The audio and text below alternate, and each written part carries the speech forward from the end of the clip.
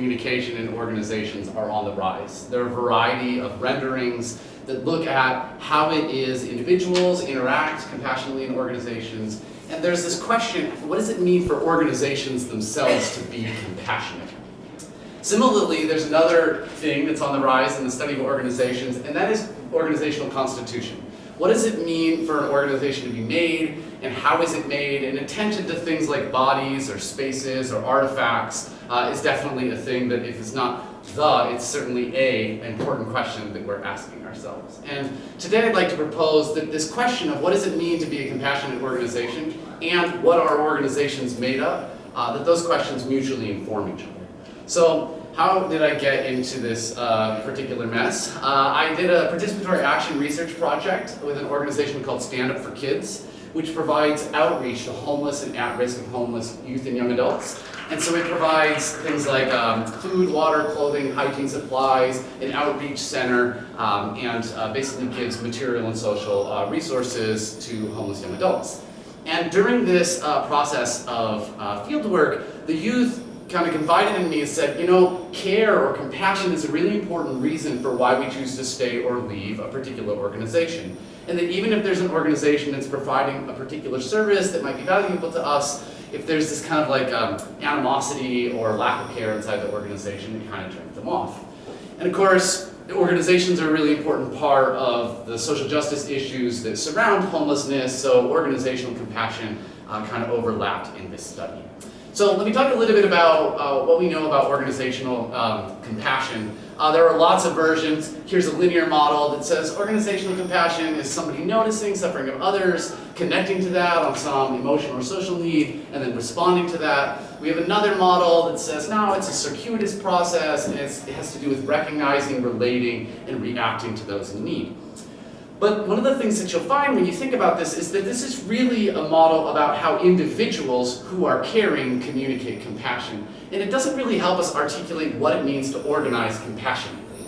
Now, there are some people who try to sort of scale these up. And they say, well, organizations do this on behalf, individuals do this on behalf of the organization. Or organizations do this through the propagation, legitimization, and coordination of these activities. But there's something that just intuitively sat wrong with me. Organizations, at least in my mind, don't notice things because they're not the kind of thing that notices, right? There are no sensory organs per se in an organization. Members of them might have, sensory organs, but it struck me as weird to say that organizations notice, organizations connect with particular pieces of suffering. So that drew me to this question: how do the experiences of homeless young adults in nonprofit organizations help deepen our understanding of compassion as an organizational phenomenon?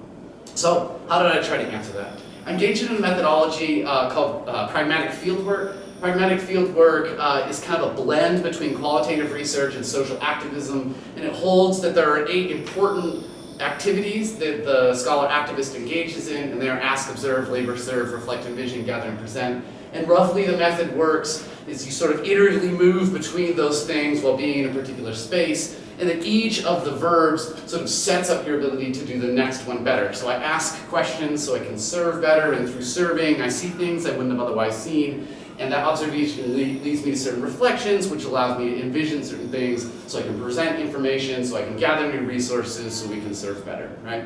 And so you stick yourself in the field and you just go through this messy, tangled process of trying to be an activist scholar at the same time, and you see what happens.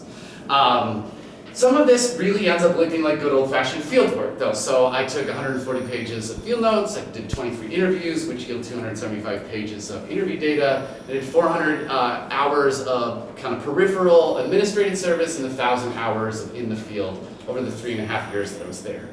And part of the reflection piece, I did a variety of analyses, 3.5 years. I wrote about it more than once. But one of the ways that I thought about it was from the perspective of grounded theory, and that's justified by the fact that I didn't merely want to lay an existent individual model over the compassionate processes there, and I didn't just want to speak to extant models, but I really wanted to see what the experiences of the young adults sort of like played out in a conceptual way.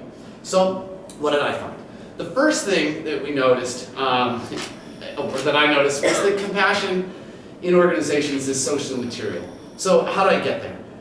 in my interviews, I would ask questions. Tell me a time where an organization demonstrated you compassion. And the homeless young adult would say, almost always, something that was very material.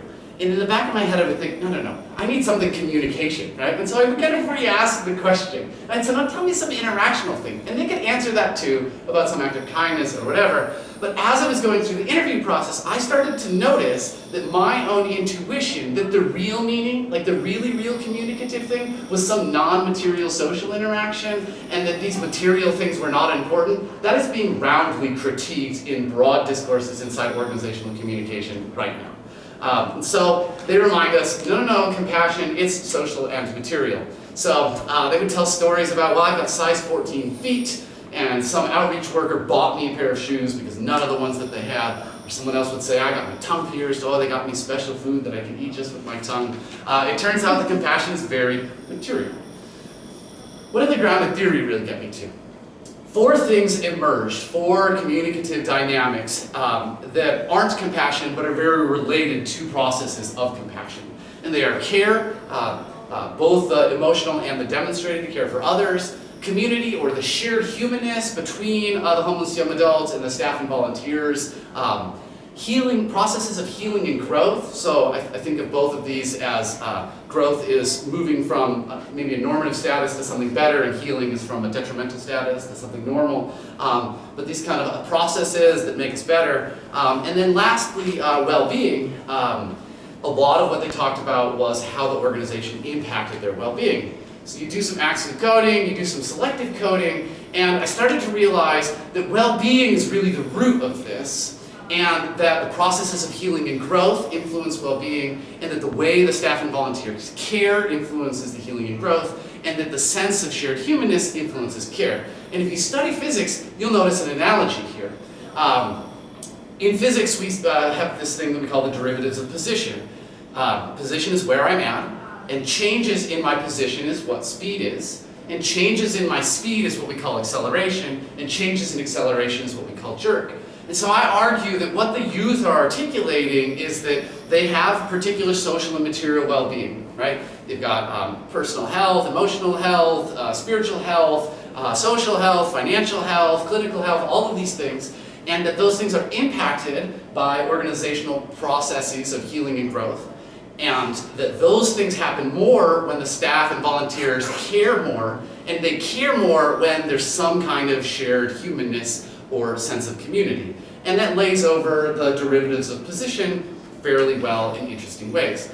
Now, with this in mind, I went back into the data and sort of dug around and says, does this help us make sense of other things that are going on here? And the answer is yes. So part of this physics analogy helps us understand why people who are experiencing care work see some things as more and less impactful. We don't experience position and speed very vividly. Once you're going 65 miles an hour on the freeway, it feels like you're not going anywhere. What we really feel is acceleration and jerk. Changes in speed or changes in acceleration. That's like going over the cliff on a roller coaster or when someone slams on the brakes. We feel that viscerally in our body.